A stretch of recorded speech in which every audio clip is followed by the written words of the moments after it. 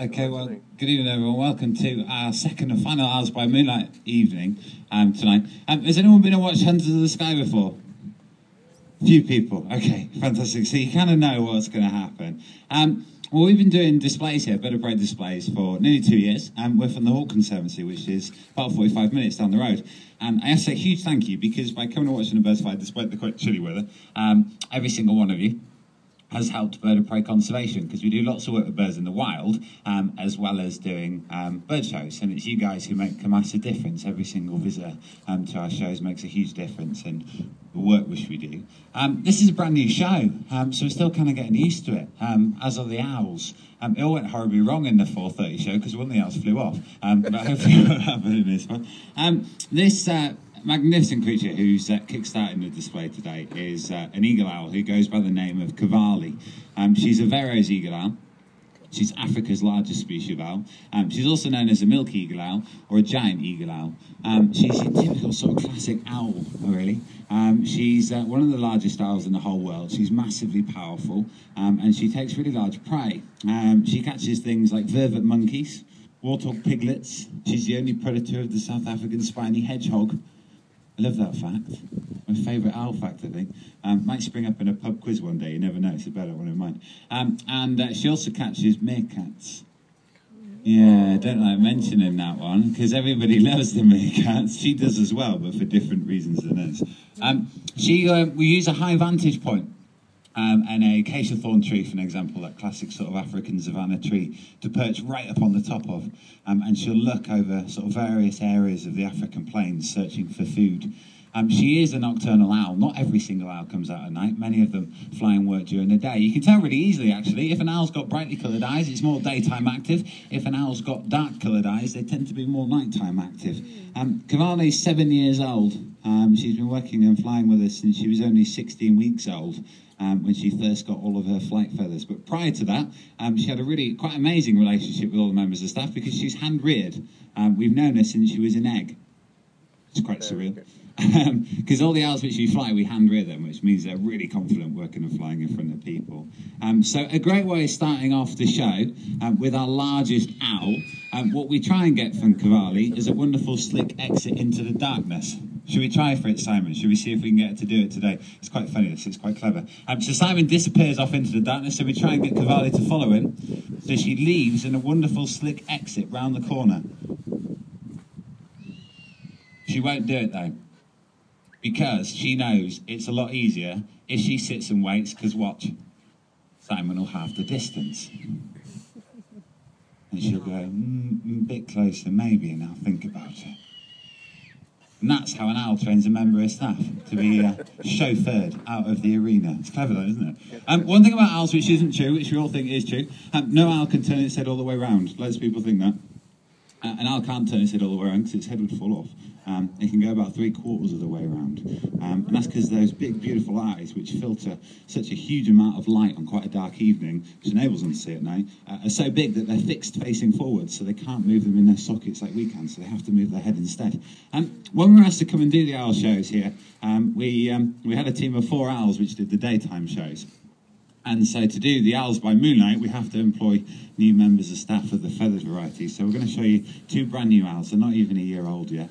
Coming out with Stuart and Ryan in their own purpose-built Winnebagos. They go everywhere in these little tiny boxes, because it's kind of their safe house. Are our 2 smallest owls. So we've gone from our largest owl to our smallest ones. They are very cute, and they have got the R factor.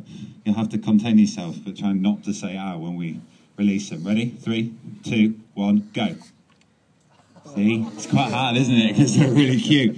This is Linford and Christie, who are burrowing owls. They are an American species of owl, which look very similar to our native little owl, but they have got Naomi Campbell's legs, because for burrowing.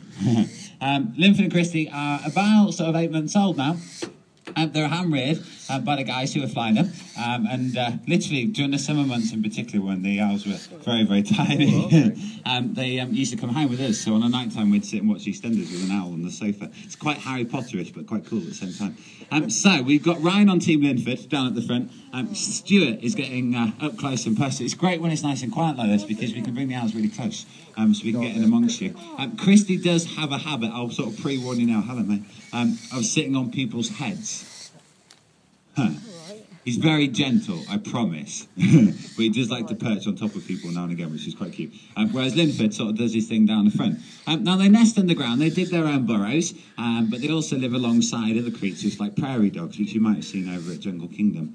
There's a big advantage to living alongside prairie dogs because being quite a small owl, they're quite open to predators, and other birds of prey might try and eat the little burrowing owl. So burrowing owls will live alongside prairie dogs, can for that extra pair of eyes, so they can hopefully spot. I love this. Look, he's like a Labrador with wings because he'll follow Ryan wherever he goes. Look, he's like a little clockwork owl. That's great.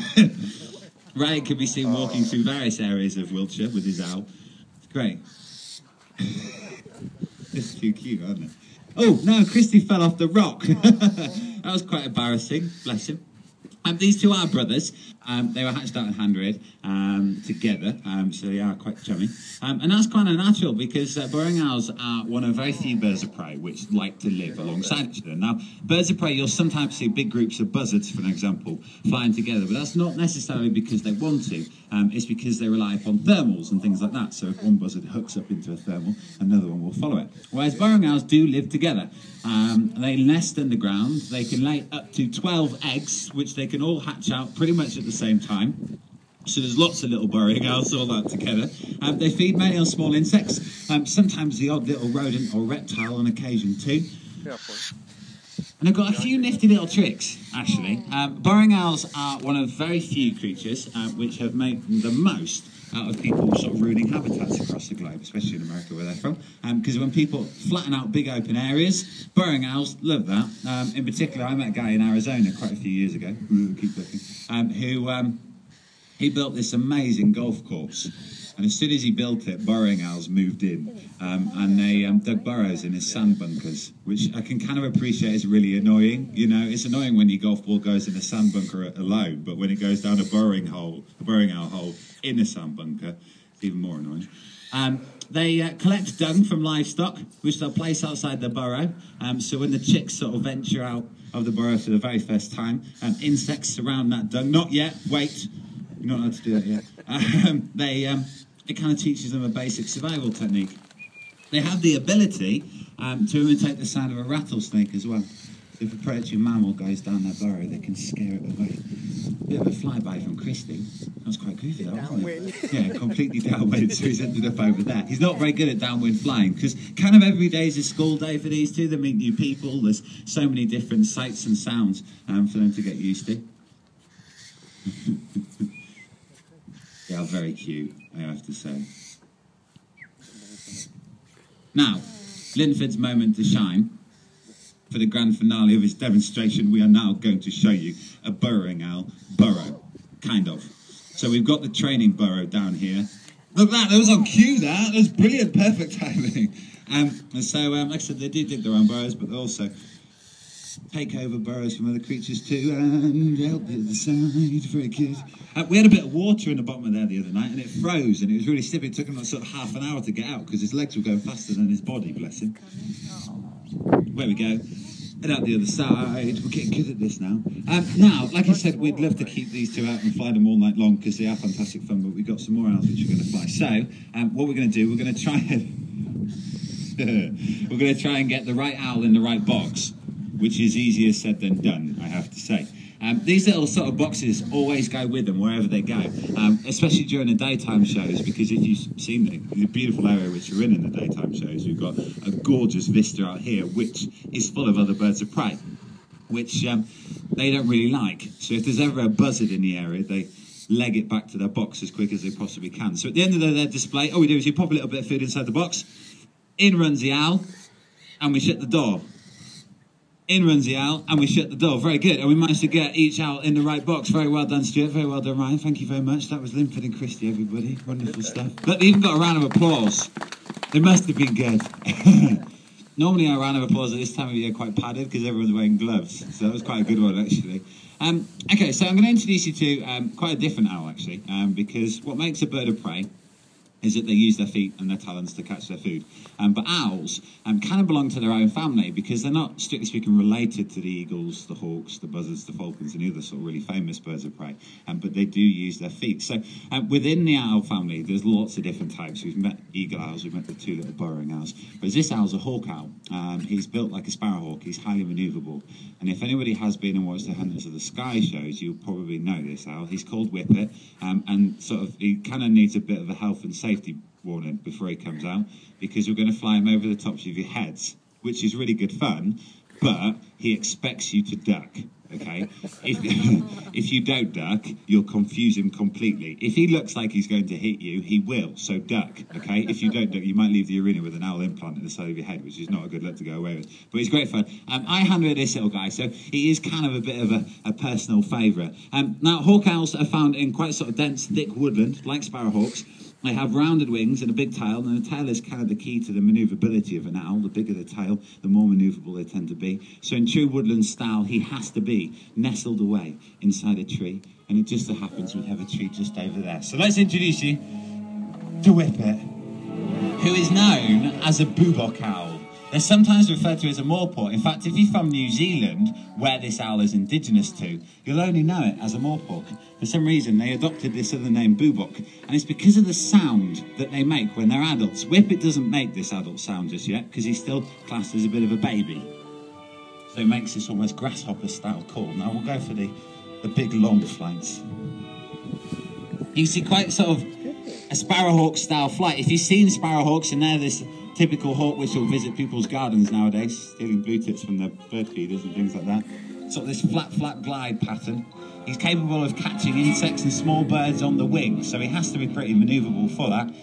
He has quite a small facial disc, and owls use their facial disc to filter sounds to their ears, whereas Whippet has quite a small facial disc and big eyes, and that's because he's actually more so looking for his prey than listening for it. He's a bit of an ambush predator. He doesn't fly silently like many owls do. He doesn't have that sort of comb-like structure on the edge of his flight feathers, which allows an owl to fly silently because he is that quick flying bird. You are such a cool little owl. Whippet did his first ever flight on telly, actually. He was on CBBC Raw. Somebody in the audience maybe might have watched Raw. It was filmed here last year. He did his first ever flight on telly. Okay, we're going up to see you guys on the back row. The back row is sometimes quite an exciting one because he's extra low on the back row, because as we continue to fly little Whippet, he gets more and more tired. And as he gets more and more tired, he does get lower and lower. At the weekend, we were full to capacity. 575 people. When you've got 575 people in and you fly with that over your audience, it's like a Mexican wave of ducking and screaming. It's great. What we'll do is we'll get quite close to us so you can have a look at him, because you don't really get to see him that close. He's cute, isn't he? Oh, sort of eyeing him up at the moment, isn't he? Good a minute.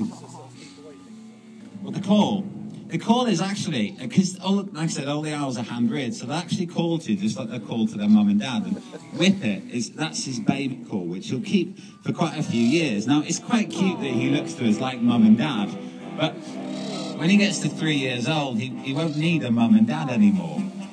So the unusual thing is, by hand-rearing him, he'll actually look to us as a suitable breeding partner as well, because he thinks he's a person stuck in an owl's body. So every year he'll expect Stuart to build him a nest and lay an egg in the nest. He's a brilliant little creature. Like I said, he used to come home with me every night, and I actually watched him hatch out of an egg, which is quite magic. And then he would come home with me, and he used to, well, before he was big enough for Longleat sleepovers, which he is now big enough for. But every day when we drove from the Hawk Conservancy to Longleat, Whippet used to come with us in the car. And normally we transport all of our birds in purpose-built boxes in the back of the van, but Whippet, because he was cute and little, we used to let him out. First, is highly illegal, but it was really good fun. And he used to actually every day travel down the A303, sat on the headrest of the passenger seat of the car, which is great if you get stuck in traffic. It's a really good stalking point. He's sort of the best version of a nodding dog ever. So he's great fun. And so he's a brilliant little bird. Well, probably the funniest thing which we try to do with all the birds, what we try and do when we train them, is try and show you something roughly which they'll do in the wild. And so he catches prey on the wing, which is pretty nifty for an owl. Normally they're sort of quite slow, deliberate flyers, but he's really quick. So we came up with this genius idea how we could actually get him to catch prey on the wing. We bought a gigantic plastic grasshopper and a catapult. You can kind of see where we're going with this probably. And the idea was to fire Gary the grasshopper by means of catapult into the sky and get Whippet to catch him on the wing. Which sounds really dramatic and quite amazing, but he doesn't do it because Whippet's scared of Gary. He's petrified of plastic grasshoppers, which is a bit unusual, I have to say. But you've done really well because this is the owl which flew off in the last display, didn't you? For some reason, he flew straight out of the tree, landed on the moon and decided to go over there somewhere and then ended up in the staff room. So it's really nice that you decided to fly for these lovely people tonight. So you can go home if you want. Stuart's over there waiting for you. So thank you very much, Whippet. Well done. Best owl in the whole world in my eyes. He's very cute, I have to say. I reckon he got a bigger round of applause than your owls as well, Stuart. So I'm winning at the moment. Okay, now, kind of like I mentioned at the start, every single display, you know, when people come and watch it, despite the quite chilly weather, it really does mean a lot because it means the more people we get in our shows, the more conservation work we can do, and that's ultimately what we're here for. We're going to finish off the display with a magical little bird. She's probably the most iconic bird of prey which you can find here in the British Isles, and we work with them in the wild as well as in our shows. We put up nest boxes for this species because sadly 4 out of 5 barn owls now use artificial nest sites to raise a family, and that's because habitats and lack of suitable nest sites have caused this wonderful little bird to decline over quite a few years. Go back hundreds of years and our British countryside was very different than it is now. We had rolling grassy fields, livestock were kept in those fields by hedgerows, and of course livestock were kept in barns when the winter seasons drew in, and that sort of famously gave this owl its name. When farming changed, farms became a lot cleaner. The introduction of pesticides meant that rats and mice were in fewer numbers. So that made this bird decline, but also intensive crop fields as well. They don't do well when we plant crop fields. So there's key areas in Britain where this owl still survives and does really well. One area is right on our doorstep here. If you're local to Longleat, Salisbury Plain is just a magical place. When we drive through it in the summer, we can see so many different types of bird of prey, which you just don't see every day. So it's magical. So that's one area which we work with in particular. But what we want to do for our last owl is give you a bit of a snapshot of what once was a really common sight throughout history. Which this is kind of the best show to watch her in because in the 4:30, I shouldn't tell you this, but in the 4:30 show, it's still a little bit light. So we're in kind of complete darkness now. So I'm going to disappear around the corner and we're going to dim off all the lights and wrap up with our final owl of the show.